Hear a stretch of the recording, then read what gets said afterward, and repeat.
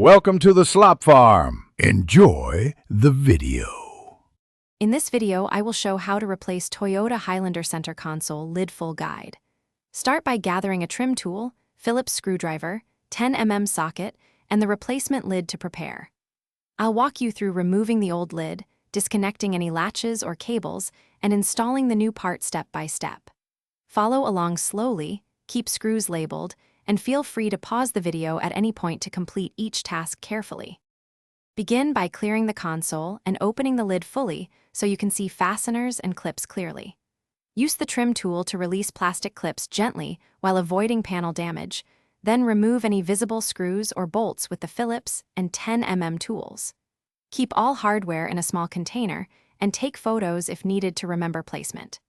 Carefully detach any latch cables before lifting the old lid away from the console.